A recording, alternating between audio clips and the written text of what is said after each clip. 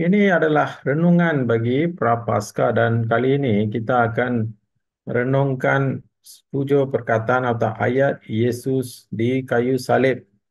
Jadi kita tahu daripada Injil Markus Yesus akan tergantung di salib selama 6 jam. Dan dalam 6 jam dia hanya kata 7 perkataan atau ayat sahaja. Jadi sebelum kita memula renungan ini, marilah kita berdoa bersama. Ya doa ini ya. Kita boleh doa bersama. Tuhan Yesus Kristus, aku berterima kasih kepadamu atas cintamu yang besar kepadaku. Engkau merangkul salib dengan sukarela. Engkau tergantung di sana dengan sabar. Engkau menanggung beratnya derita dunia dan bagiku, orang berdosa ini, engkau mati dan bangkit kembali pada hari ketiga. Kini Tuhan, aku bersyukur atas cintamu, atas kekuasaan deritamu yang menyelamatkan, atas kedalaman rahmatmu yang tak terselami. Yesus, kasih-Mu tak terselami. Biarkan derita dan wafatmu tetap hidup dalam ingatanku. Yesus yang lembut hati, luputkanlah aku dari bahaya dan jagalah aku agar aku boleh berdiri di hadapan-Mu dengan sukacita. Lindungi jiwaku, Tuhan Yesus Kristus, yang Engkau tebus dengan darah mulia-Mu. Oh salib Kristus, pohon kehidupan abadi, padamu juru selamat dunia wafat, oleh lenganmu yang tersalib dunia diselamatkan, dari kayu mati yang kering dan tandus, tumbuhlah pohon kehidupan, cabang-cabangnya berbuah tanpa henti dan daun-daunnya tak pernah layu. Terpujilah Kristus yang disalibkan dan bangkit, tanda kasih Allah yang tak pernah gagal, pemberi harapan untuk kehidupan dunia. Amin.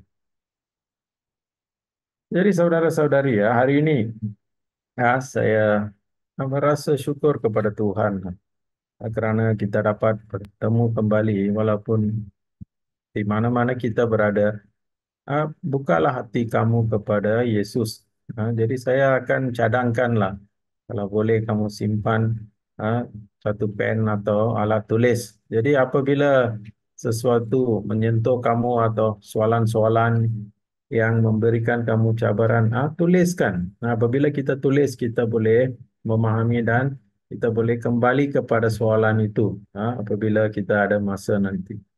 Jadi kita akan mula dengan melihat kesengsaraan itu. Jadi daripada Injil kita memahami selepas Yesus mengadakan perjamuan terakhirnya, dia akan pergi ke Getsemani dan berdoa.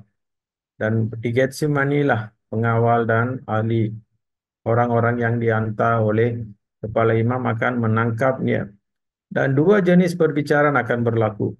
Perbicaraan pertama di hadapan majelis agama. Dan mereka akan menuduh Yesus kerana Yesus memberikan jawapan bahawa dia adalah anak Allah. Jadi seperti yang saya kata, kita bermula perjalanan Yesus itu dengan perbicaraan pertama, perbicaraan keagamaan, di mana mereka akan mencabar untuk Yesus mengakui bahawa dia adalah anak Allah dan Yesus akan mengakui. Dan kemudian, sebab mereka tidak mempunyai hak untuk membunuh seseorang, mereka akan mengheret Yesus ke Pilatus, gubernur di Jerusalem pada ketika itu. Dan harus diingati ya, itu adalah masa Paskah. Jadi ramai orang datang ke Jerusalem dan tugas utama Pilatus adalah memastikan tiada rusuhan, supaya yang datang semua kembali dengan damai. Itu saja tugas dia di sana. Jadi disitulah kes akan dibentangkan di hadapan Pilatus dengan tuduhan-tuduhan palsu bahwa Yesus telah mengucarkan umat atau warga kota dengan ajaran-ajaran dia. Dia berkata tidak perlu bayar cukai kepada Caesar. Dan dia juga berkata dirinya sebagai raja. Jadi inilah yang berlaku. Tapi apabila Pilatus soal siasat dia, dia mendapati Yesus tidak bersalah. Dan dari situ dia akan hantar Yesus ke Herodes yang juga berada di situ pada masa itu. Dan Herodes pun ingin melihat mukjizat dan tanda daripada Yesus. Tetapi Yesus tidak akan berkata atau berbuat apa-apa. Dan dia akan kembalikan kepada Pilatus. Dan kali inilah Pilatus untuk menenangkan situasi, dia akan menyerahkan supaya Yesus disalibkan dan Barabas dibebaskan. Jadi cerita ini kita berterusan daripada itu. Selepas Pilatus telah memberikan hukuman mati kepada Yesus, apa yang berlaku? Yang pertama adalah Yesus akan disebat. Jadi kesengsaraan Yesus ini penting apa yang berlaku. Yang pertama dia akan ditampar.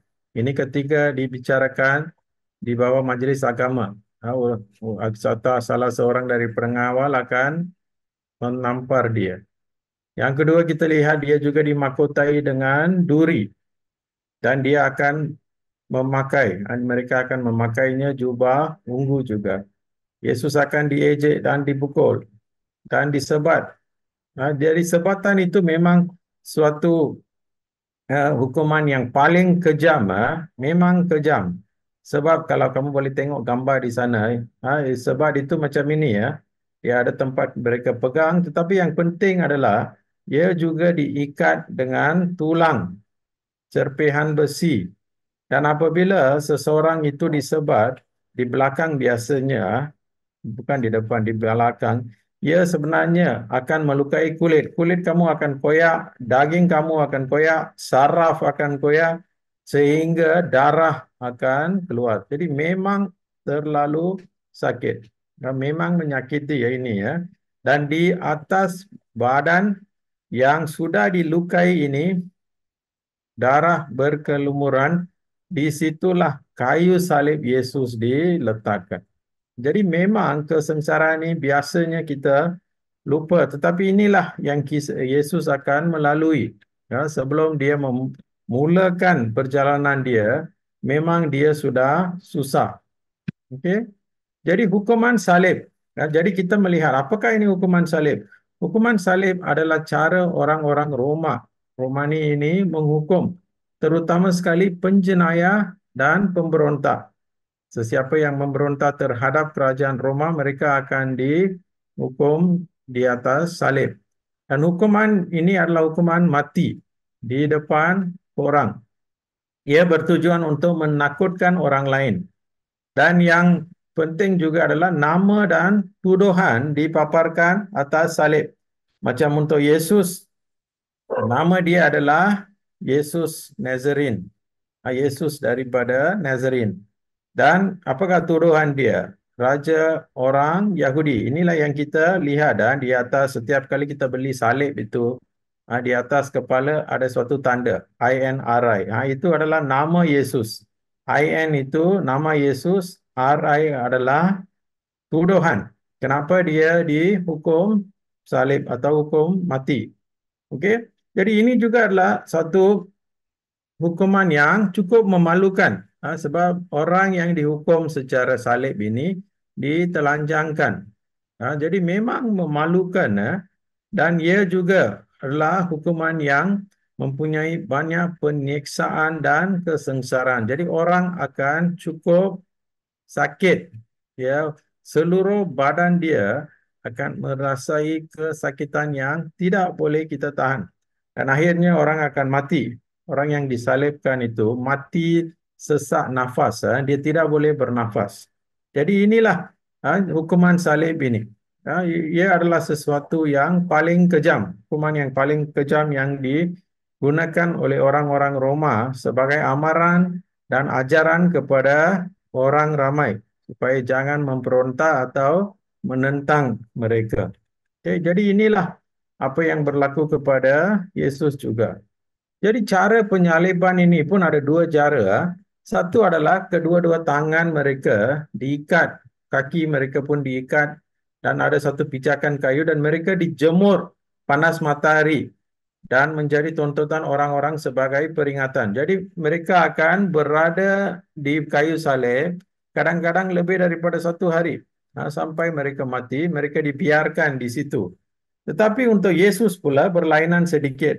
Kedua-dua tangan dan kakinya dipakukan pada kayu salib yang menyebabkan Yesus kehilangan banyak darah ditambah dengan dijemur matahari.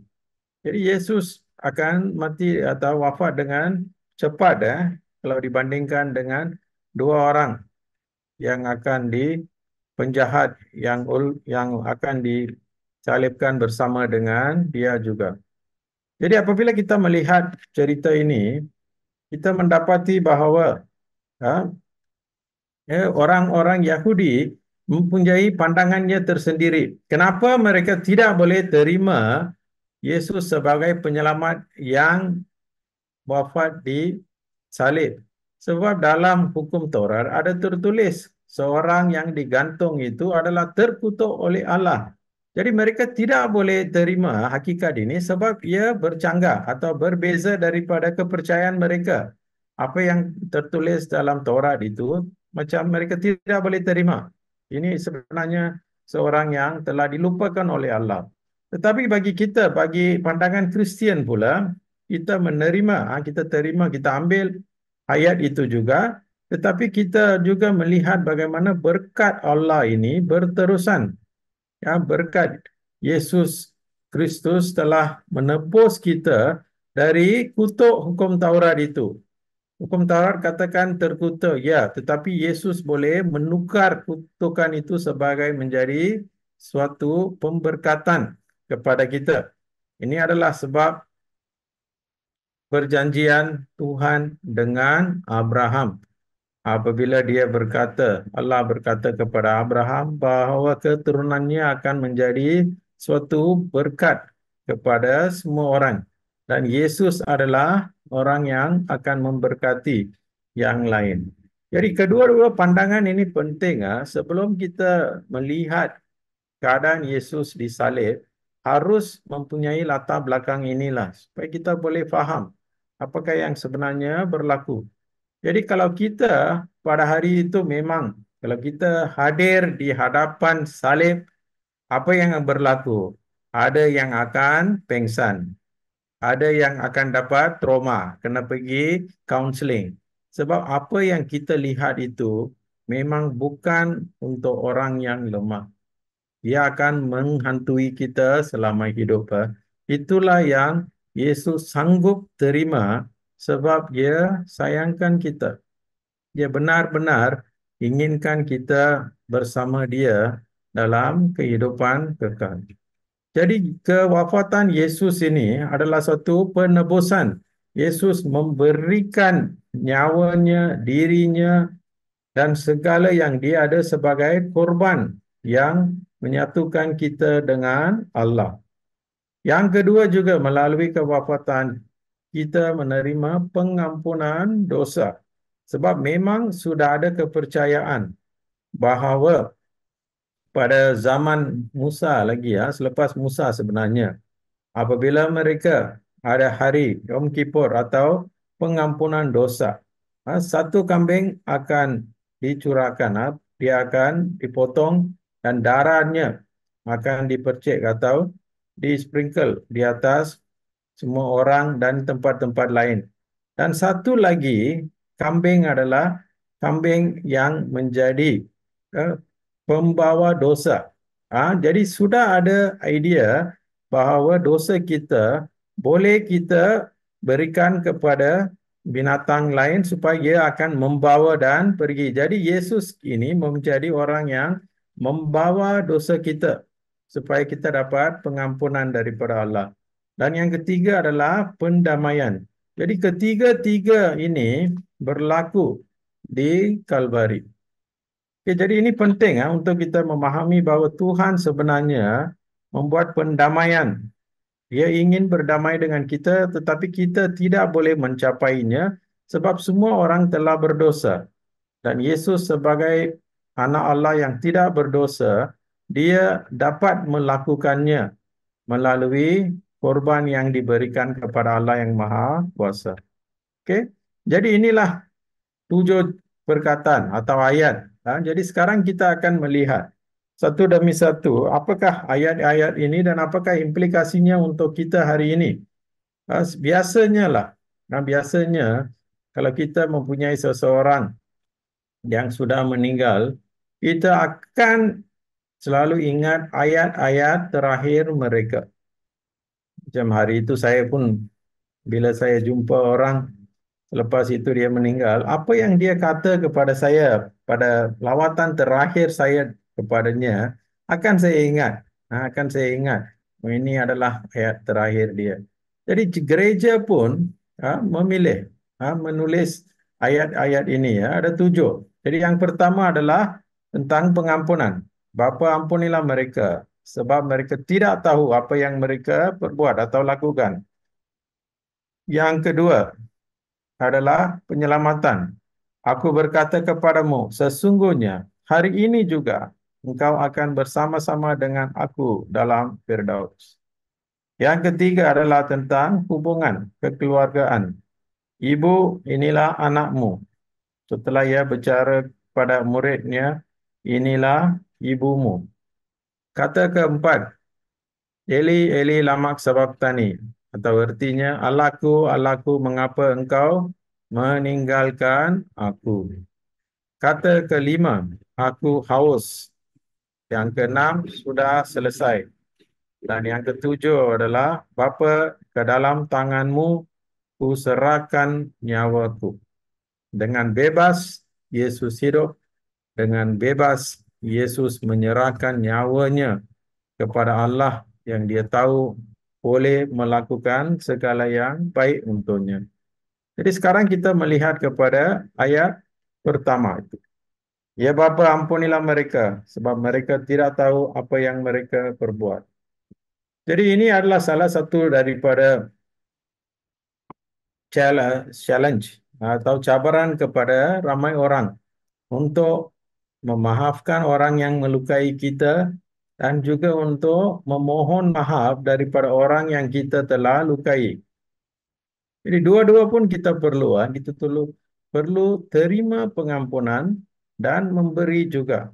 Dua-dua pun adalah penting. Jadi dalam isu ini kita melihat Yesus sebenarnya melihat apa yang berlaku, cara orang melayani dia. Selepas 3 tahun melayani, melakukan mukjizat, memberikan ajaran, menunjukkan banyak tanda, ramai masih tidak kenal siapakah ini. Sebab itu kewafatan dan kebangkitan Kristus ini cukup penting. Tanpanya kita tidak boleh menyedari kenapa Yesus datang ke dunia ini. Misi Bapa dia tidak boleh diketahui tanpa kebangkitan. Jadi apa yang kita lakukan ini adalah merenungkan bagaimana Yesus pada masa dia disalib pun boleh berfikir untuk memaafkan. Hatinya memang terbuka. Jadi ia adalah kerana ketidaktaatan Adam. Yesus adalah jenis seperti Adam. Adam pertama yang dicipta oleh Tuhan tidak taat kepada segala perintah yang diberikan oleh Allah. Tetapi Adam kedua, Yesus pula mengikuti segala ajaran, mengikuti segala arahan daripada Tuhan. Sebab itu ia mengampuni semua orang yang telah melukai dia. Sehingga dia boleh berdoa untuk orang yang menyalibkan dia juga. Yang kedua juga, Yesus ditanggalkan pakaian. Seperti yang saya kata tadi, ini adalah suatu hukuman yang cukup memalukan dan penuh dengan penderitaan. Jadi kita lihat bahawa orang yang tidak bersalah ini dianiaya. Jadi dalam kehidupan kita juga, apakah respons kita terhadap orang yang menghukumi, berbuat jahat terhadap kita? Kadang-kadang kita adalah orang yang melakukan kesalahan. Kadang-kadang kita juga menerima. Kita disalahfahami. Kita diberikan nama yang buruk. Ada orang yang buka mulut aja, gosip yang keluar. Tidak boleh bercakap tentang yang benar. Gosip saja. Buka mulut saja gosip. Tapi untuk Yesus, buka mulut saja kerahiman Allah yang keluar. Jadi kerahiman ini lagi yang kita menikmati sebenarnya dalam sakramen pengampunan dosa. Jadi pada masa Prapaskah, salah satu daripada perkara yang harus kita lakukan adalah pergi untuk sakramen pengampunan dosa. Sebab itu adalah perkataan pertama Yesus. Dan selepas Yesus bangkit pun, dia akan berikan salam damai, dia akan mencurahkan Roh Kudus ke atas para rasul dan memberikan mereka mandat untuk mengampuni dosa orang lain. Sebab itu pengampunan dosa ini tidak boleh dipisahkan daripada misi Yesus. Manusia harus dimaafkan supaya mereka boleh bersatu, boleh kembali ke pangkuan Bapa di surga. Tetapi yang menjadi masalah adalah kadang-kadang kita tidak sanggup untuk meninggalkan cara hidup kami atau kita untuk mengambil atau mengikut cara Tuhan. Memang mencabar. Ya bukan sesuatu yang senang sebab zaman ini kita sering mempunyai cabaran yang datang daripada duniawi. Itu duniawi sekarang ini kadang-kadang kita tidak boleh kawal. Kita memang merasa cukup lemah apabila kita melihat apa yang berlaku persekitaran kita. Tapi namun itu, Yesus masih ingin memaafkan kita. Sebab itu, saya hari itu ada baca satu cerita yang benar dan menarik. Ada seorang remaja lah, seorang remaja yang pergi ke gereja, dia berjumpa dengan padri dan dia berkata, saya inginkan kamu untuk keluarkan nama saya daripada rekod pembaptisan gereja. Saya tidak mau mengakui diri saya sebagai seorang Katolik. Kamu keluarkan nama saya daripada rekod itu. Dan padri itu pun cuba berbincang dan lelaki itu memang ingin namanya supaya dikeluarkan. Dan padri itu pun berkata, tak apa, kamu ikut saya ke dalam gereja. Dan dia bawa remaja itu ke dalam gereja. Dia menunjukkan salib Yesus yang tergantung di hadapan. Dan dia berkata, nah lihat di sini. Bukan saya yang hidup untuk kamu. Bukan saya yang telah mati disalib untuk kamu. Jadi kamu pandang salib Yesus di sana dan kamu berkata kepada Yesus, Yesus, saya tahu kamu wafat disalib, tetapi saya tak kisah. Yesus, saya tahu kamu wafat disalib, tetapi saya tak kisah. Kamu cakaplah dengan Yesus. Jadi orang remaja itu pun berkata, Yesus, saya tahu kamu wafat disalib, tapi saya tak kisah. Dan padri itu berkata, kamu punya emosi itu kurang sikit. Mesti cakap dengan kemarahan, mesti ada emosi yang lebih lagi. Dan dia pun berkatalah, Yesus, saya tahu kamu wafat disalib, tapi saya tak kisah. Dan padri cakap, tak berapa seronok lah, kamu ini tak ikhlas lah, permintaan kamu memang tak ikhlas. Mesti datang daripada perut kamu. Dan dia pun berkata, tetapi padri itu pun sedar bahawa remaja itu pada masa permulaan dia, suara dia memang kuat dan lantang. Selepas itu, semakin lama dia menjadi kurang. Selepas itu dia tidak boleh berkata dan padri berkata, tak apa, kamu duduk di sini saja. Dan selepas beberapa ketika, dia datang kepada remaja itu dan dia berkata, saya tidak boleh melakukan ini. Ini ada satu cerita benar ya. Selepas itu remaja itu akan menjadi seorang father pula. Menjadi seorang padri. Sebab betul ya, salib itu memang berkuasa. Dia boleh memberikan kehidupan. Seorang Kristian bukan dan tidak menyembah berhala. Apa yang kita melihat di depan kita, yang tergantung di atas salib itu adalah penyelamat dunia. Dan apabila kita merenungkan dengan mendalam hakikat ini, kita juga berdiri di hadapan Yesus di Kalvari. kita akan pergi ke dalam semasa Yesus disalibkan, dan disitulah kita mohon supaya berkatnya sampai kepada kita, supaya darahnya menyucikan kita juga. Sebab itu, walaupun kadang-kadang kita melakukan perkara secara sengaja atau tabiat, atau kerana kita ini dipujuk atau mendapat haluan yang tak betul daripada orang lain, apapun alasan yang kita ada, Tuhan masih mengampuni kita.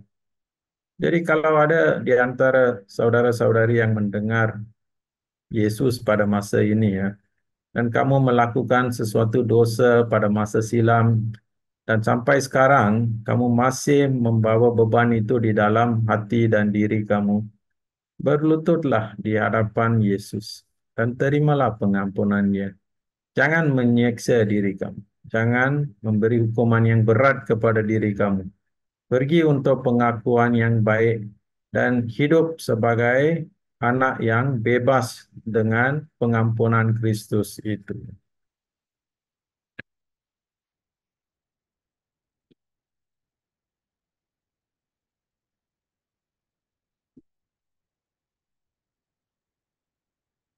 Jadi marilah berdoa-doa ini bersama. Tuhan Yesus, Engkau telah menerima banyak penyiksaan dan dicaci manusia.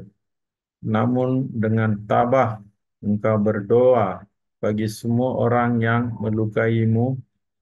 Terima kasih kerana sudi mengampuni dosa dan kelakuan saya yang melukaimu. Tuhan Yesus yang wafat di salib, ampunilah dosa kami. Itu ayat pertama Yesus. Sekarang kita lihat kepada ayat kedua.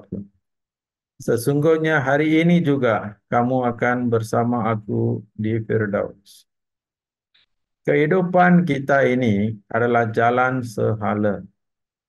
Kita tidak boleh kembali ke masa silam untuk memperbaiki atau cuba memperbetulkan peluang yang kita ada itu.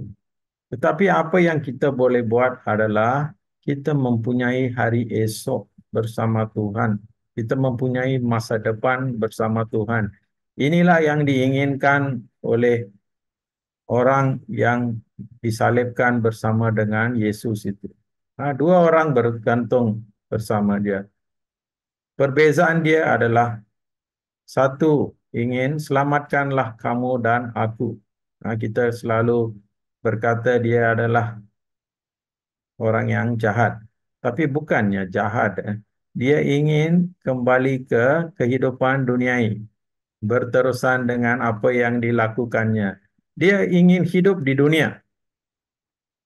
Tetapi yang kedua, dia akan memperbetulkan yang pertama.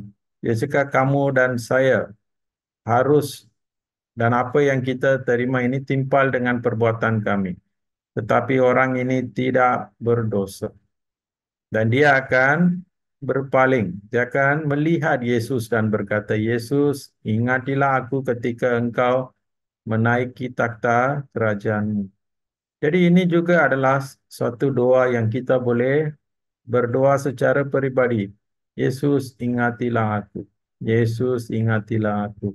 Bila kita berkata doa ini selalu, kita akan merasa apa yang kita lakukan pun, Tuhan ada bersama kita.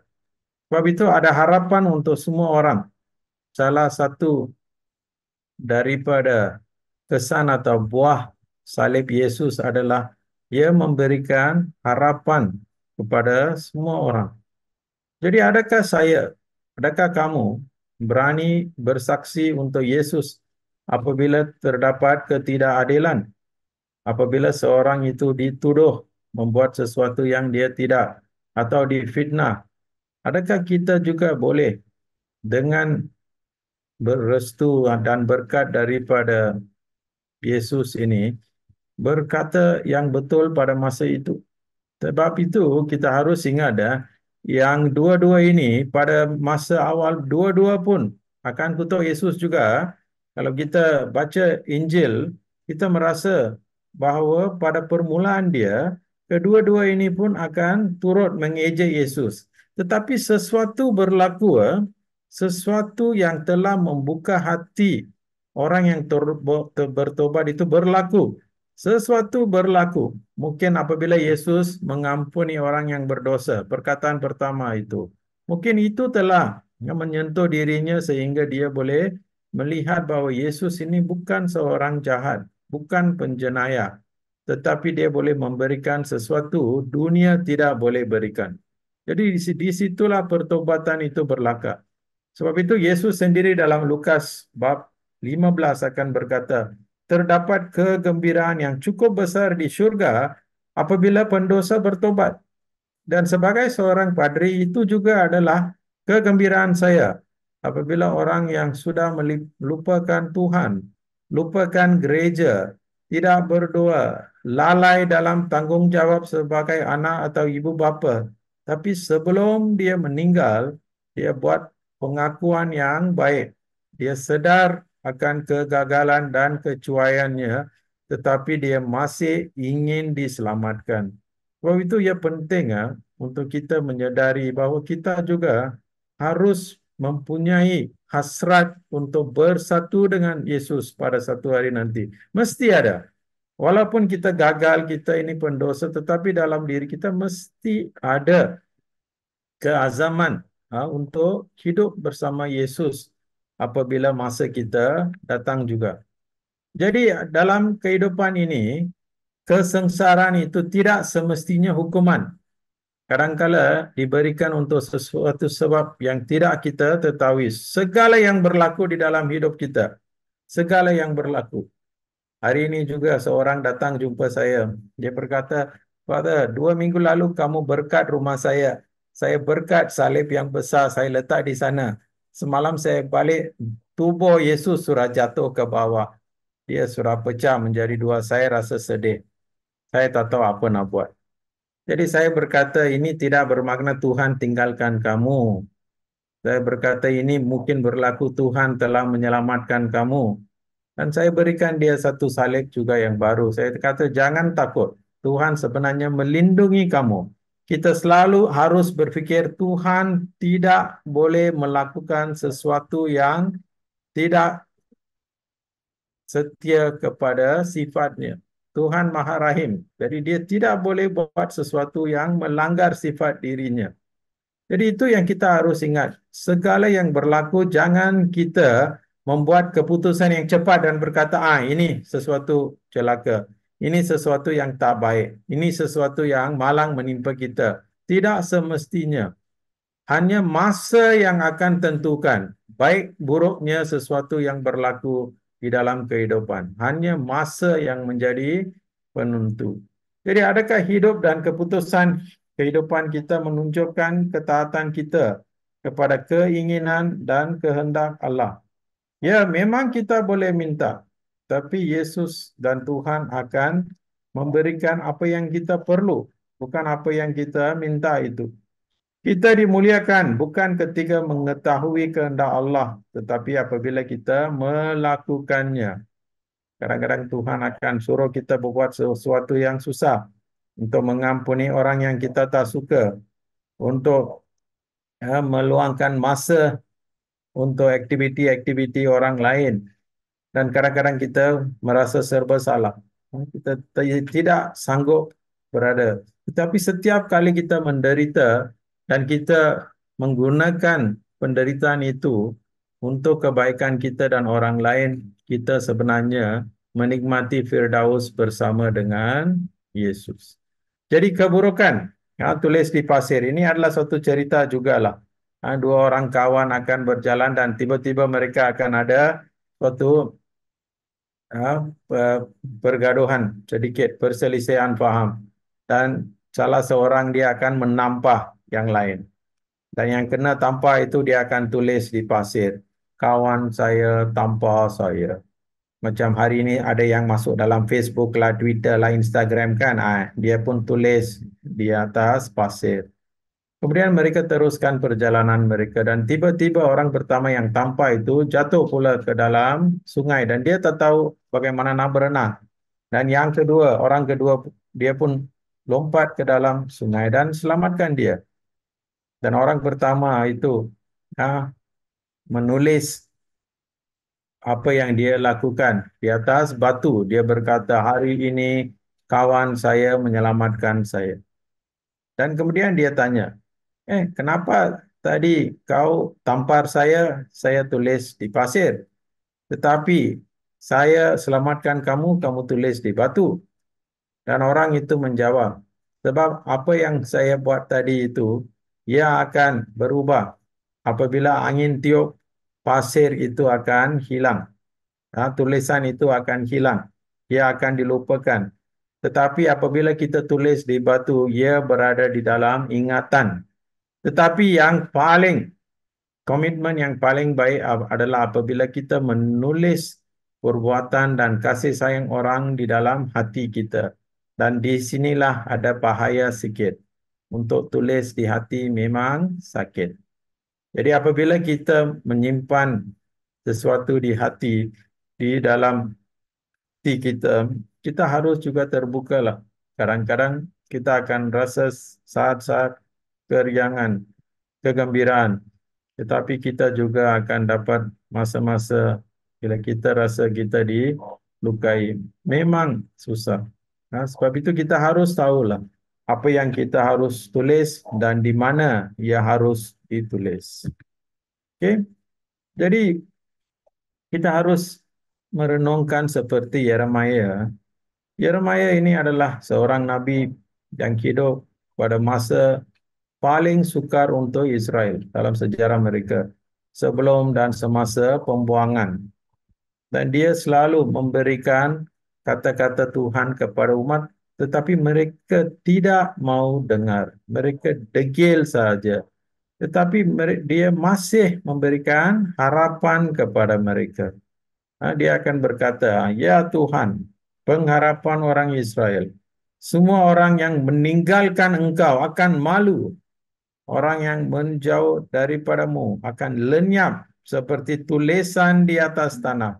Sebab mereka telah meninggalkan Tuhan, mata air yang hidup.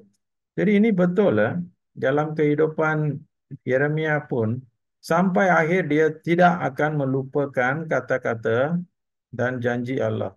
Tetapi umat yang tidak mau percaya kepada kata-katanya. Jadi sehingga kini punlah, Nabi biasanya adalah orang yang paling dibenci. Sebab mereka akan berkata apa yang kita buat itu tak betul. Kita perlu memperbaiki diri kita. Kita harus mendekati Tuhan. Jadi apa yang mereka akan berkata akan menyusahkan kita. Sebab itu orang tak suka para nabi. Biasanya kita tak suka mereka. Tapi Yesus adalah nabi yang setia. Dan apa yang dikatakan itu benar. Sebab itulah penjahat yang hampir maut pun boleh bertobat. Dia boleh kembali kepada Yesus. Ayat ketiga. Ibu, inilah anakmu, inilah ibumu. Jadi di bawah salib Yesus itu, biasanya dikatakan ada 3 kumpulan orang. Satu adalah askar dan prajurit yang tak berminat tentang Yesus. Mereka akan tengok, bermain dengan dadu untuk melihat siapakah yang mendapat pakaian-pakaian dia. 4 orang dapat 4 bahagian dan untuk satu lagi mereka akan membuat throw dice lah. Mereka akan melemparkan dadu untuk melihat siapa yang mendapatnya. Mereka tak kisah. Mereka hanya buat kerja mereka. Secepat mungkin kalau Yesus mati di salib, senang, habis kerja. Dan yang kedua juga adalah orang-orang yang membenci dia. Ini adalah salah satu daripada sistem untuk orang Roma adalah orang yang mendakwa bahawa Yesus ini penjahat. Mereka juga harus berada di sana apabila Yesus mati. Ia harus berada di sana. Jadi mereka pun ada. Ini kepala imam atau orang-orang yang mereka hantar, mereka pun berada di sana. Dan mereka adalah orang-orang yang membenci Yesus. Dia berdiri di bawah salib tetapi mereka membenci dia. Dan ada juga orang-orang yang menyayangi dia. Dan kita lihat ibu dia, Maria, dan murid kesayangannya yang kita seringkan kaitkan dengan Yohanes. Mereka berdiri berhampiran dengan Yesus. Mereka ingin mendekatkan diri kepada seorang yang hampir mati, yang belum wafat, tapi mereka masih berada di sana. Jadi ini adalah pilihan kita, pilihan untuk mempunyai hubungan dengan Yesus semasa dia hidup, semasa dia kuat, semasa dia melakukan mukjizat, dan juga ketika dia tidak boleh melakukan sesuatu. Sebab itu sabda Tuhan memberikan kehidupan. Jadi apa yang berlaku di dalam kehidupan kita, berlaku dalam kehidupan kita juga. Dalam Yesus dan diri kita sama.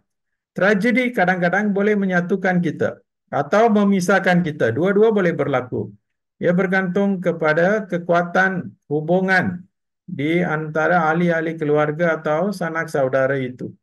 Tetapi Yesus yang mengetahui ibunya dengan lebih dalam itu, mula-mula berkata kepada siapa? Kepada ibunya dulu. Dia bertahu, dia Yesus tahu bahwa ibunya tidak akan mengabaikan atau melupakan perkataan dia. Sebab memang sifat Maria itu apa? Maria suka akan ingat. Dia akan meletakkan ayat-ayat Allah di dalam hati, dalam jiwa dan merenungkannya. Dan dalam perkawinan di Kana, apabila ada kekurangan atau kehabisan wine, anggur di sana, Maria yang berkata, buatlah apa yang disuruhnya. Jadi Maria adalah orang yang paling mengenali Yesus dan Yesus cukup kenal ibunya. Jadi inilah sebabnya dia berkata kepada ibu, ini anakmu. Dan dengan ini gereja juga menjadi anak kepada Maria. Maria menjadi ibu kepada seluruh umat. Dan Yesus sebelum memberikan ibu kepada kita, pada perjamuan terakhir, dia akan memberikan tubuhnya. Tubuhnya menyatukan kita dan Yesus sebagai ibunya menyayangi kita. Menyayangi gereja sehingga hari ini. Jadi Maria yang melahirkan dan membentuk Yesus di dunia boleh juga membantu kita. Jadi ini adalah cerita yang benar juga dalam kisah hidup Bapa Paus, Yohanes Paulus kedua yang sekarang ini sudah menjadi santo. Dia dikatakan apabila dia sebagai budak remaja akan kehilangan ibunya dan tak tahu apa nak buat, dia akan lari ke paroki dan dia akan pergi ke patung Bunda Maria dan berkata, mulai hari ini kamulah ibuku. Sebab itu tema atau moto dia sebagai Bapa Paus pun apa? Seluruhnya untuk kamu, totally yours. Nah, segalanya untuk kamu. Dia menyerahkan segalanya kepada Maria. Dia mempercayai bahwa dengan Maria sebagai ibu yang sejati, dia akan membimbingnya untuk menjadi seorang ketua yang baik. Sebab itu kita tidak kehilangan apa-apalah. Ramai orang kadang-kadang tidak merasa selesa dengan Maria. Tapi Maria adalah ibu kita. Orang yang mempunyai ibu yang baik, kamu tahu betapa untungnya kamu. Orang yang mempunyai ibu yang mempunyai kelemahan, kita merasa kadang-kadang ibu kita itu kekurangannya yang kita ingati. Tapi dalam Maria, kebaikannya terlalu banyak. Tidak boleh kita bincangkan, tak cukup masa. Begitu baik Maria kepada kita. Okey. Jadi kehilangan hubungan di antara persaudaraan di keluarga ini tak kira usia, semua orang pun tak ada kawan. Kalau kamu berjumpa dengan seorang budak 5 tahun, ada kawan? Tak ada. Kalau kamu jumpa seorang yang 95 tahun, kamu tanya, ada kawan? Dia pun akan kata, tak ada. Jadi dia tidak kira usia. Jadi apa yang kita kadang-kadang lakukan? Kita menepikan keperluan keluarga kita. Jadi kita harus ingat, Yesus inginkan kita bersama. Adakah saya sanggup untuk mengorbankan sedikit masa untuk ahli keluarga saya, untuk kawan-kawan saya. Yang kedua adalah ramai orang masih dalam kesepian atau kesunyian walaupun mereka kaya. Kadang-kadang apabila kita pergi ke beberapa taman, memang besar, rumah-rumah mereka banyak, bilik ada, aircon ada, kereta ada, semua ada, tetapi mereka tidak boleh bergembira dengan seseorang pun. Sebab tidak ada manusia. Mereka hidup seorang atau dengan dua orang saja. Oleh itu, kekayaan yang mereka ada itu sebenarnya tidak memberikan kebahagiaan yang mereka cari itu. Yang ketiga juga ramai orang kini menderita keseorangan. Mereka tidak mempunyai orang yang mendengarkan mereka, yang membantu mereka. Ini semua menunjukkan walaupun kita ini mempunyai bilangan penduduk lebih daripada 7 bilion, tetapi kadang-kadang bila kita nak berkongsi atau meluangkan masa, cukup hairan, kita tidak boleh mendapat satu kawan pun. Tak ada seorang pun yang sanggup meluangkan masa apabila kita memerlukannya. Dan kita menderita keseorangan. Pergi kepada Maria. Dia ibu baik kita. Dan sebab penderitaan ini ada juga yang berhasrat untuk bunuh diri. Ini memang menyedihkan. Ramai remaja hari ini sudah memilih suicide atau membunuh diri ini sebagai salah satu cara untuk keluar daripada penderitaan, keseksaan mereka. Mereka nak keluar melalui membunuh diri ini. Dan juga kita melihat kurangnya sokongan daripada orang. Kadang-kadang terpulanglah di komuniti mana yang kita ada. Kadang-kadang orang-orang macam semuanya ingin mendapat tempat pertama. Mereka sibuk bersaing dengan setiap orang sehingga kita lupa bahwa kita ini sebenarnya adalah tubuh Kristus. Kita tidak boleh bersaing, kita boleh mencabar, kita boleh memberi pujukan supaya orang akan berbuat dengan lebih baik. Tapi kita tidak boleh menginginkan kematian orang lain supaya kita boleh jadi nombor satu pula. Okey? Jadi ada juga ramai yang merasa mereka tidak dihargai, tidak diterima. Salah satu daripada resepi untuk kebahagiaan ke dalam hidup kita, terutama sekali kepada orang yang melayani di gereja, jangan selalu harapkan kamu patut dihargai, diberi terima kasih, diberi hadiah. Jangan.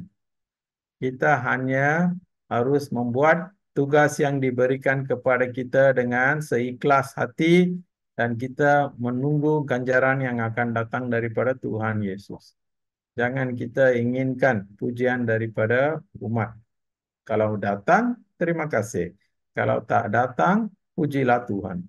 Sebab kita sebenarnya melayani Tuhan, bukan menunggu untuk mendapat nama baik. Okay? Dan kita juga harus menerima orang yang diberikan Tuhan dalam diri kita. Jadi setiap hari tiada apa yang berlaku secara tiba-tiba. Tidak ada. Semuanya adalah dalam kehendak Tuhan. Kalau hari ini Tuhan inginkan kamu bertemu dengan seorang yang baik, kamu akan bertemu. Kalau tidak berapa baik, itu pun dalam rancangan Tuhan. Tetapi apa yang penting? Tuhan inginkan kita berbuat sesuatu yang baik. Itu dia. Kadang-kadang kita memberi alasan tingkah laku orang lain, perkataan orang lain yang mengakibatkan kita juga bereaksi, bertindak dengan tak baik.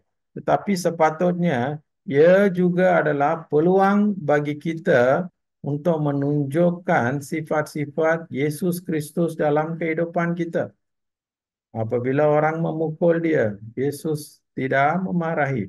Tetapi Yesus akan bertanya, kalau ada apa persalahan dalam apa yang kukatakan, kamu tunjukkan. Kalau tidak, mengapa kamu memukul aku? Jadi dia mempunyai martabat diri ya.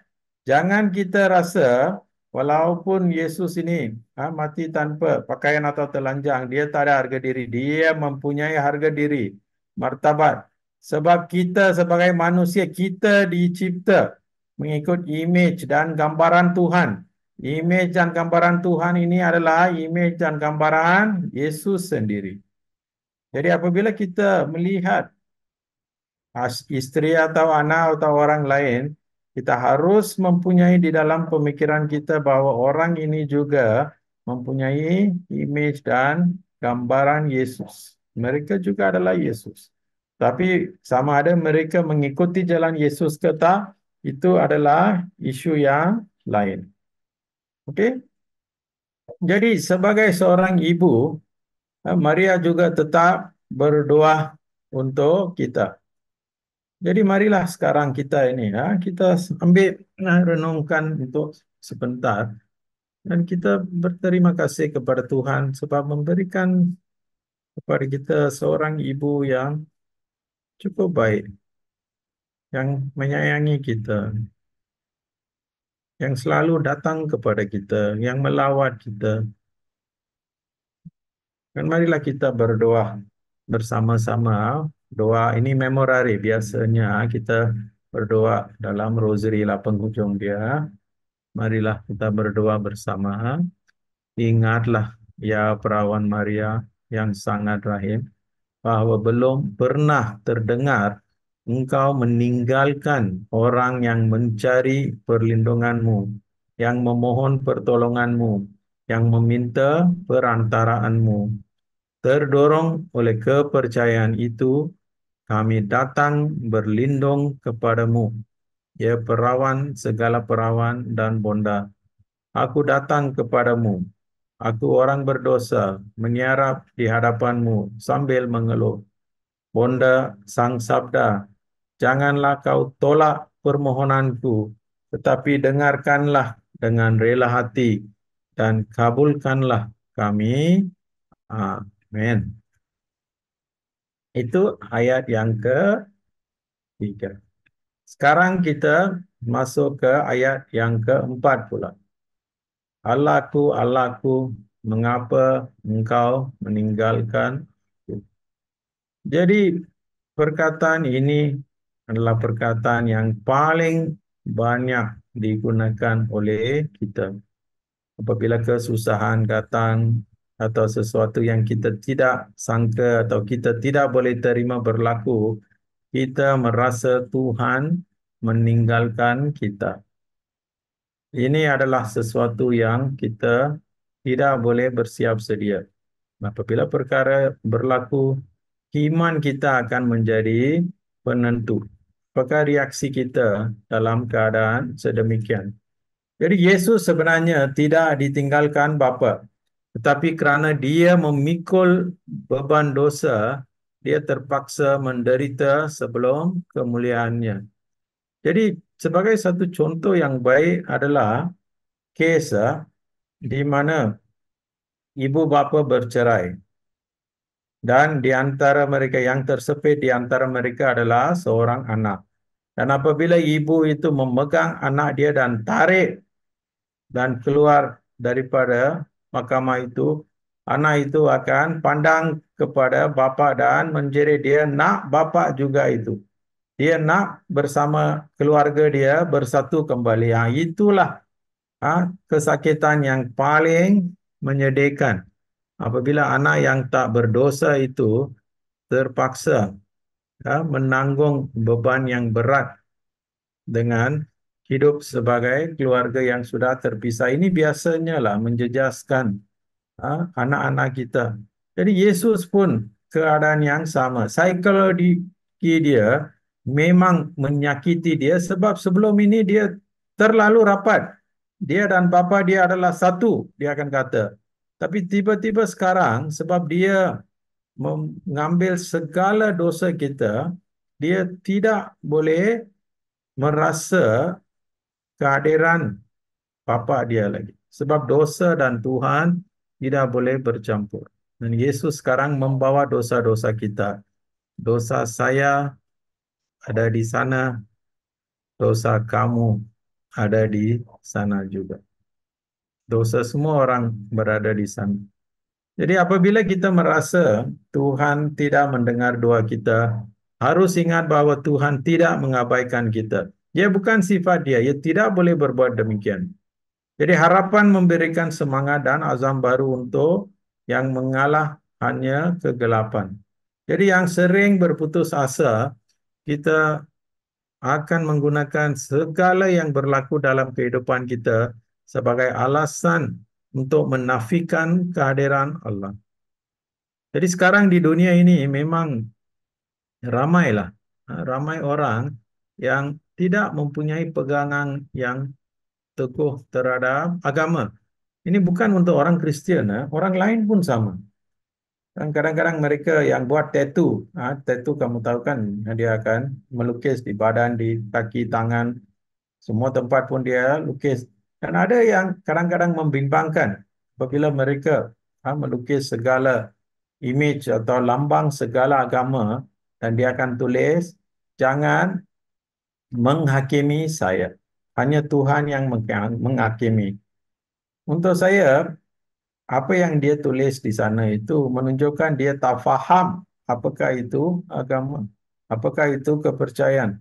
Kalau kita meletak lambang segala agama yang ada di dunia ini di atas badan atau kaki kita dan berkata tidak boleh dihakimi, hanya Tuhan yang menghakimi kita. Soalan saya adalah, kamu ada lambang 7 atau 8, bagus. Tetapi apabila kamu mati nanti, Tuhan yang mana akan menyelamatkan kamu? Siapakah yang akan menyelamatkan kamu kalau kamu tidak ada komitmen, tidak ada hubungan dengan satu pun? Semua ada, memang ada. Semua agama ada, semua Tuhan ada. Tapi kamu percaya yang mana satu? Tapi untuk kita tidak boleh dibandingi ya, agama kita, sebab hanya kita percaya Tuhan menjadi manusia. Sesuatu yang memang tak masuk akal. Yang menjadi manusia ini hidup dan wafat.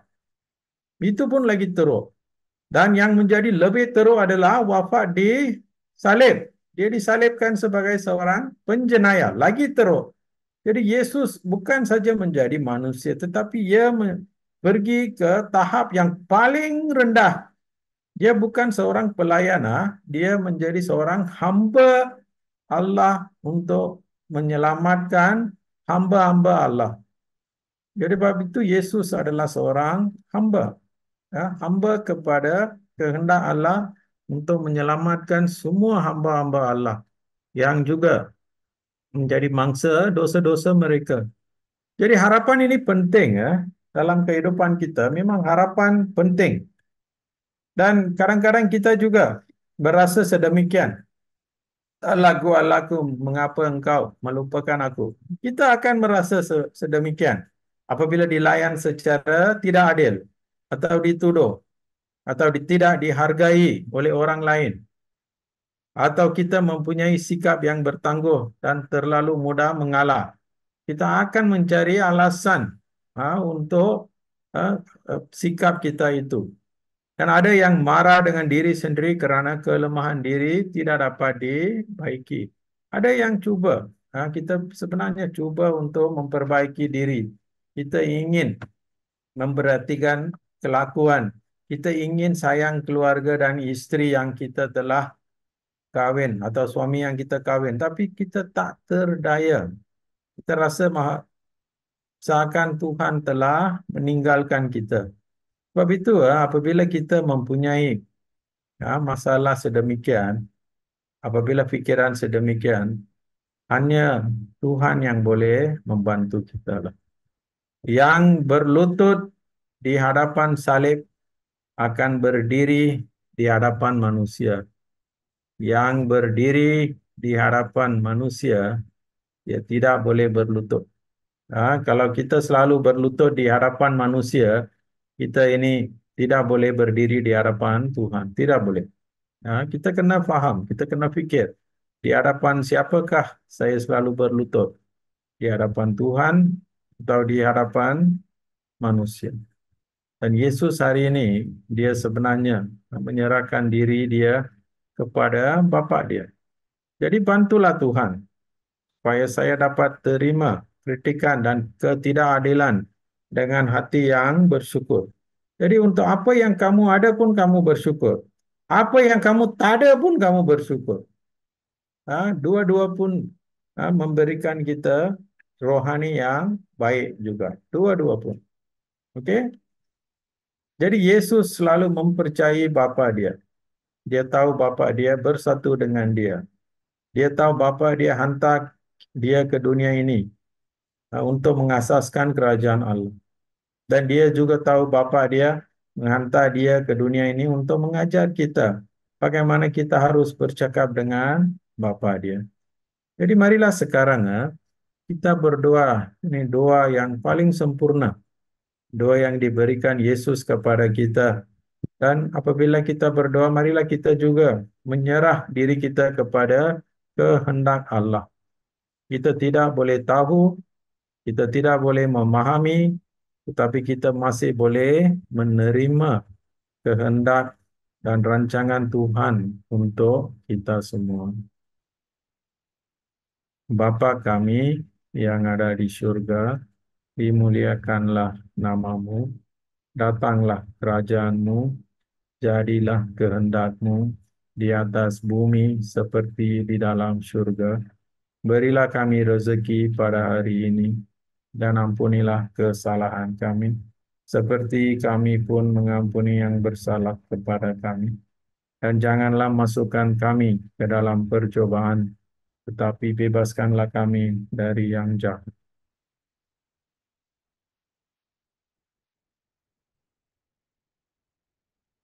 Ayat kelima, aku haus. Selepas bercakap lama, saya pun sekarang sudah haus lah. Nah, tapi ini adalah apabila Yesus menyadari, Yesus tahu bahwa segala sesuatu telah selesai. Berkatalah ia supaya genaplah yang ada tertulis dalam kitab suci, aku haus. Kadang-kadang kita juga akan berkata kepada orang lain, aku bosan lah, aku fed up lah, aku give up lah. Aku tak tahulah. Ya, kita selalu akan berkata sesuatu yang datang daripada dalam diri kita. Memang itu perasaan yang betul. Memang kita ikhlas apabila kita berkata sedemikian. Tetapi ia juga menunjukkan bahawa kita ini manusia. Kita ini memang manusia. Jadi ini sebenarnya menggenapi Mazmur 69. Mazmur 69 kita baca dari ayat 18. Dia berkata, dekatilah aku, selamatkanlah aku, lepaskanlah aku daripada musuhku. Engkau tahu bagaimana aku dicela, dimalukan dan dihina. Musuhku semuanya berada di hadapanmu. Celaan mematahkan hatiku dan aku menanggung kepiluan. Ku cari orang yang kasihan, tiada seorang pun ku temui. Ku cari yang melipurkan, tidak ku jumpai. Mereka memberi aku hempedu untuk dimakan, dan apabila aku dahaga, mereka memberiku cuka untuk diminum. Jadi untuk Yesus, segala kehidupan dia, termasuk kesengsaraan dia, semuanya menggenapi perjanjian lama. Semua ada teks di mana Yesus apa yang berlaku kepadanya, kita boleh melihat bahawa Yesus ini sebenarnya menghidupi sabda yang kita baca di dalam perjanjian lama. Okey, jadi selepas Yesus kata dia haus, apa yang berlaku? Di situ ada sesuatu bekas mengisi air cuka atau anggur masam. Lalu mereka memenuhkan sebuah span dengan air anggur masam itu, meletakkannya di atas batang hisop dan mencecakannya ke mulut Yesus. Dan Yesus akan meminum dia. Jadi Yesus pun menuruti dia mengikuti juga sabda Tuhan. Dia pun menghormati sabda Tuhan. Kadang-kadang berapa orang di antara kita ini benar-benar menghauskan untuk melakukan sabda Tuhan. Ini tidak boleh. Kenapa tidak boleh? Sebab Tuhan kata tidak boleh. Saya mau ikut apa yang kata oleh Tuhan. Jangan merasa singgung saya berkata demikian. Tapi kadang-kadang sebagai ibu bapa hari ini, kita kadang-kadang terlalu leka apabila anak-anak kita membuat keputusan yang tidak bijak. Mereka melakukan kesilapan, tetapi sebagai seorang ibu dan bapa, kita seakan-akan tidak mempunyai kuasa untuk membetulkan mereka. Kadang-kadang kita tidak membuat keputusan yang tegas. Kita hanya membiarkan mereka untuk mengikut rasa hati mereka dan kita hanya harapkan mereka akan kembali satu hari nanti tanpa usaha yang cukup. Jadi kita harus menghauskan seperti Yesus untuk melakukan tugas Bapa dia, untuk melakukan kehendak dia. Jadi apakah perasaan kamu hari ini? Selepas mendengar sesi renungan ini selama 1 jam, apakah perasaan kamu? Apa yang kamu haus hari ini? Apa yang kamu benar-benar inginkan? Satu-satunya permintaan Yesus bagi dirinya adalah tinggallah bersamaku dan berdoa, hanya itu saja. Sepanjang 3 tahun pelayanan, hanya sekali saja Yesus akan meminta sesuatu daripada pengikutnya. Tinggallah di sini dan berdoalah. Di mana ini berlaku? Di Getsemani. Apabila Yesus pergi ke taman itu untuk berdoa sebelum ia ditangkap. Hanya itu sahaja yang dia minta daripada para rasul. Hari ini itu juga Yesus minta daripada kita untuk tinggal bersama dia. Jadi Allah mendahagakan kita dan semua termasuk pendosa yang paling jahat. Orang yang paling kita suka pun Tuhan nak selamatkan dia. Orang yang paling kita tak suka pun Tuhan mau selamatkan dia juga. Okey. Jadi apa yang ramai orang dahagakan atau cabaran-cabaran? Yang pertama, seperti yang saya katakan, ramai inginkan pujian. Yang nak pangkat, yang kerja ke tak kerja ke pangkat dia nak. Harta dia nak. Harta tak boleh dapat, bunuh isteri, anak, kadang-kadang suami untuk dapat harta. Betul saya cakap ini semua. Mereka sanggup melakukan apa juga untuk mendapat harta. Yang kedua, mentaliti ganjaran tanpa usaha. Ada yang tak nak kerja tapi nak gaji yang tinggi. Setiap bulan ada naik gaji, mereka gembira. Tak nak usaha tetapi inginkan ganjaran. Yang ketiga juga ini masalah baru. Ramai yang inginkan glamour perkahwinan tapi tak nak bertanggungjawab. Mereka ingin rasa kegembiraan perkahwinan itu, tetapi tidak mau teruskan janji perkahwinan di dalam kehidupan mereka. Ada yang nak kesenangan tanpa usaha. Ramai sekarang yang kerja sebagai scammer. Ya, curi duit orang lain.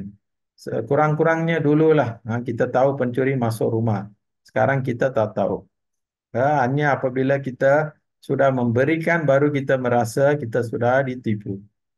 Dan ada juga yang mencuri tanpa perasaan menyesal. Ini pun ada. Orang asyik mendahagakan harta benda, wang orang lain tanpa perasaan kesal. Jadi suara hati mereka sudah menjadi lemah atau mati. Mereka masih ada suara hati, tetapi ia terlalu tak cukup kuat, terlalu senyap untuk mereka sedari kesilapan mereka. Jadi dahaga itu penting, sebab apa yang kita dahagakan itu yang akan kita carikan. Kita akan mencari apa yang kita dahagakan itu. Okey. Selepas Yesus minum, ia akan berkata, sudah selesai. Jadi sudah selesai ini ada 3 kali dalam Alkitab kita melihat pada saat-saat penting. Yang pertama adalah pada permulaan. Selepas Tuhan mencipta segalanya, dia akan berkata, sudah selesai. Yesus Tuhan kita, Allah kita sudah mencipta segala-galanya dan dia telah menempatkannya di tempat yang betul, memberikan mereka aktiviti yang betul dan semuanya mempunyai tanggungjawab mereka sendiri untuk membina kerajaan itu. Tetapi manusia berdosa. Dan Yesus harus datang untuk menyelamatkan kita. Dan pada Wahyu bab 21 ayat 6 pun sama. Pada akhirat itu, apabila semuanya sudah habis, peperangan dengan syaitan sudah habis, kita juga akan sampai suatu ketika bila semuanya akan selesai, habis. Selepas itu tak ada apa-apa. Tuhan sudah menang. Dan kali ketiga adalah disalib. Apabila Yesus sudah memungkinkan manusia kembali kepada Allah.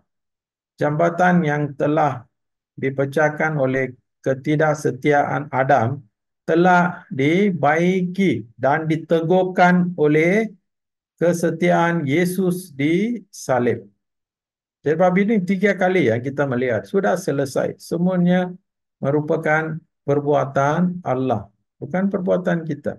Jadi segala kehendak Allah Bapa telah dilaksanakan dengan sempurna, dengan Bapanya. Jadi tiada projek terbengkalai. Jadi masa untuk Allah memuliakan Yesus kini telah tiba. Masa kemuliaan dia. Ciptaan Tuhan telah diselamatkan. Sudah selesai. Jadi ada di antara kita yang jemu dengan kehidupan kerana kita menolak salib dan kesakitan.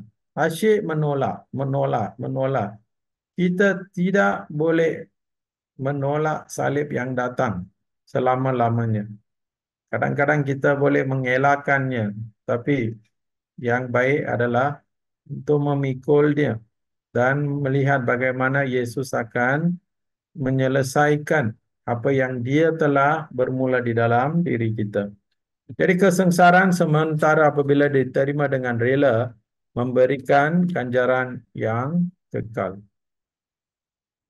Jadi Yesus apabila penghujung kehidupan dia datang, dia menyadari bahwa dia telah melakukan apa yang diinginkan oleh Bapanya, bukan keinginan sendiri. Jadi marilah kita berdoa bersama. Tuhan Yesus, Engkau sungguh Tuhan dan Juru Selamat kami. Dengan berseru dari atas kayu salib, aku haus dan sudah selesai.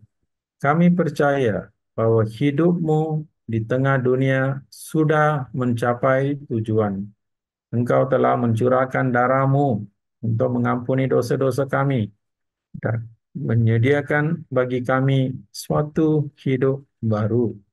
Dengan penuh rasa syukur, kami menerima kurnia darahmu dan kuasa untuk mengatasi godaan dan mengampuni orang-orang yang bersalah kepada kami.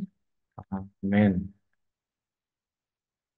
Jadi sekarang kita sampai ke ayat terakhir.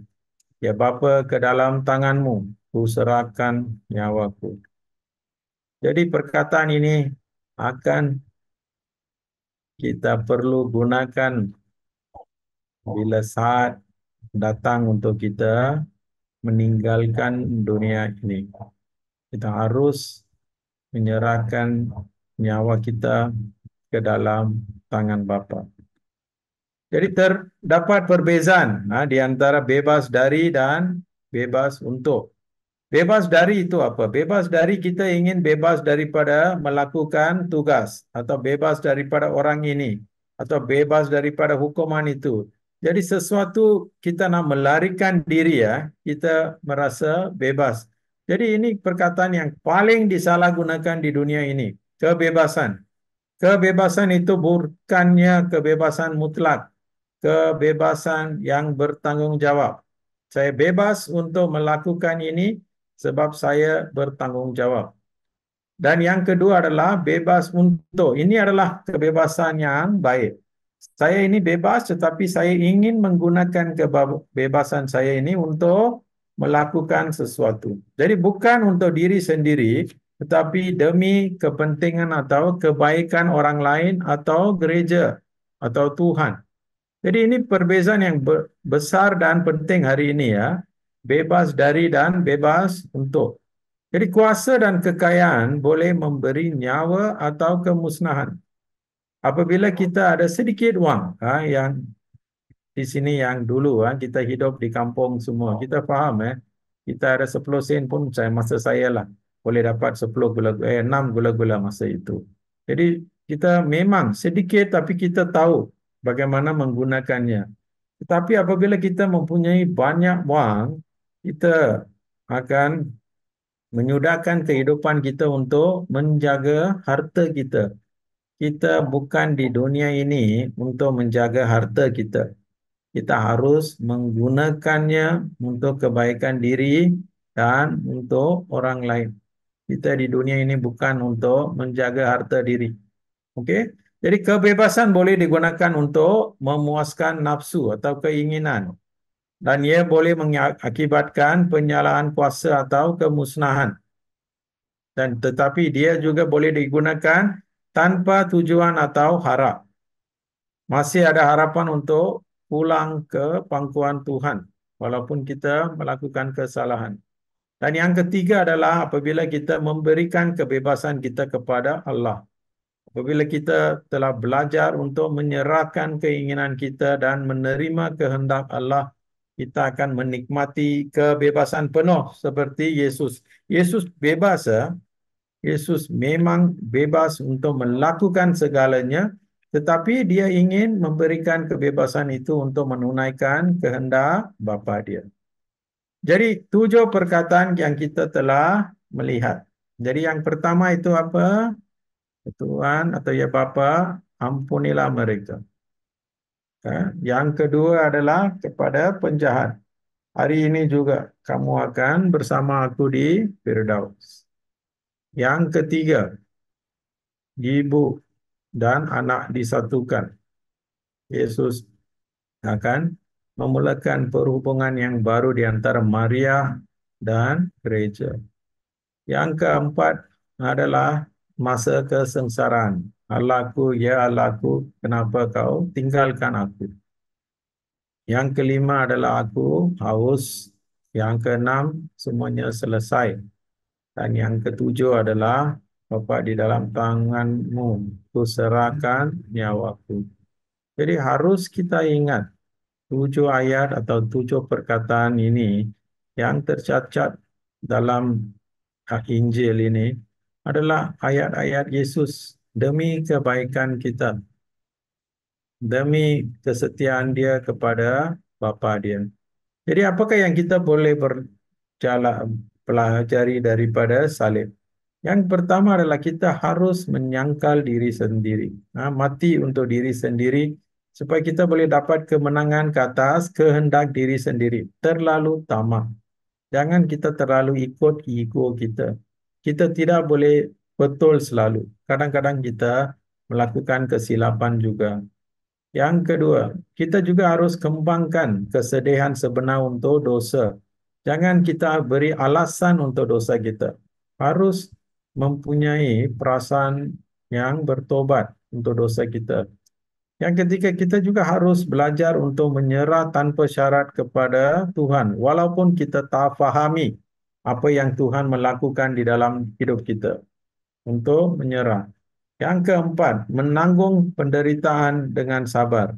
Seorang Kristian yang baik boleh dikenali pada masa penderitaan dia. Bagaimana dia menderita. Apabila ada orang bila dia menderita, semua orang lain pun menderita. Tapi ada orang bila dia menderita, dia menjaga kebaikan orang lain. Dia tidak menyusahkan orang lain. Dan kita juga daripada salib boleh kenali kedalaman kasih Kristus. Sampai akhir Yesus taat kepada Bapa, dia menyayangi kita. Dan yang terakhir adalah sempurnakan kasih dengan menyatukan penderitaan dengan penderitaan Kristus. Apabila kita merasa bahawa penderitaan atau masalah yang kita ada itu tidak boleh kita tangani atau beban terlalu berat, kita tidak boleh pikul dia, bawalah dia ke salib Kristus. Berlututlah. Ya. Posisi berlutut di hadapan salib menunjukkan kerelaan kita. Kita merendahkan diri. Kita mengakui bahwa kita tidak boleh melakukan apa-apa. Kita mengakui kita perlu Tuhan untuk membantu kita. Dan disitulah kita dapat azam baru, semangat baru. Hanya perlu minta Tuhan untuk membantu kita. Jadi kehidupan baru bersama Kristus berlaku apabila kita melepaskan amalan atau kelakuan lama. Apabila kita mengubah cara fikiran kita, ini yang paling penting. Kita harus mengubah cara fikiran kita.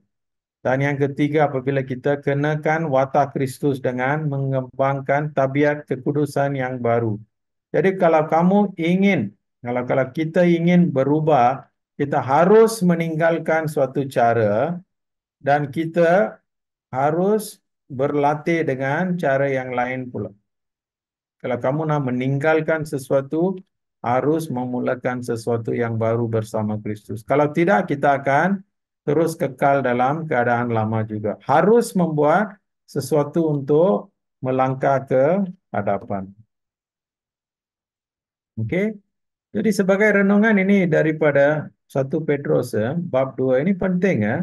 Dia menanggung dosa kita dalam tubuhnya sendiri di kayu salib supaya kita mati terhadap dosa dan hidup untuk pembenaran. Melalui luka-lukanya telah kita disembuhkan. Jadi luka-luka Yesus yang menyembuhkan kita. Jadi salib ini adalah sesuatu yang menyembuhkan, memberikan harapan, dan juga sesuatu yang kudus. Salib itu kudus. Salib Yesus kudus. Sebab ia menanggung atau memikul tubuh Yesus selama 6 jam. Dan paku-paku yang telah dipaku di pergelangan tangan dia pun bukan pendek ya. Setiap paku lebih kurang 7 inci panjang dan 2 cm. 2 cm lah tebal dia. Jadi memang besar. Jadi segala penderitaan yang Yesus melalui untuk kita, memang kalau kita merenungkannya, kita tidak boleh tak menangis lah. Kita akan merasa bahwa kita juga berdosa. Dosa kita juga telah membunuh Yesus. Nah, kita juga bersalah. Bukan orang-orang yang berdiri, orang-orang yang berada di bawah salib yang inginkan kematian Yesus. Tetapi kita juga apabila kita memilih dosa daripada kehendak Tuhan. Jadi marilah kita menggunakan, kita mempunyai lagi 2 minggu lagi kita akan memasuki Minggu Palma, Minggu Suci. Minggu yang paling penting dalam setahun untuk orang Kristian. Coba kurangkan aktiviti-aktiviti yang tidak perlu lah. Kurangkan aktiviti dan yang pentingnya membuat perkara-perkara yang membantu dalam rohani kita, yang membantu kita mendekati Tuhan. Jadi begini sajalah. Saya berhenti di sini. Terima kasihlah. Saya berterima kasih kepada semua orang yang hadir untuk sesi ini. Percaya kepada Tuhan lah. Disalib segala jawapan bagi semua persoalan kita. Jawabannya ada di salib Yesus. Di dalam keadaan yang tidak terdaya, Yesus memberikan kita semua jawaban kita. Jadi sekian, terima kasih ya. Oke, terima kasih pada Moses untuk penyampaian sesinya sebentar tadi. Ada yang ingin bertanya, ada yang mau tanya soalan atau memberikan perkongsian sebelum kita tutup? Jadi saya tahulah memang banyak yang saya sudah kongsi. Mungkin semua tidak menyentuh kamu, tapi yang penting adalah saya percayalah apa yang Yesus ingin kamu dengar, itulah yang akan berada dalam hati kamu. Jadi jangan lupa apa yang Yesus beritahu kamu, bukan apa yang saya cakap. Apa yang Yesus beritahu kamu dalam masa ini. Apakah Yesus ingin menunjuk kepada kamu? Oke, kalau tidak ada apa-apa, sudah dari semua. Kami dari DMLCC, aku Tupan Melaka Johor ingin mengucapkan ribuan terima kasih kepada semua yang sudah bersama dalam Renungan Prapaskah tahun 2024 dengan tema 7 perkataan akhir Yesus di kayu salib.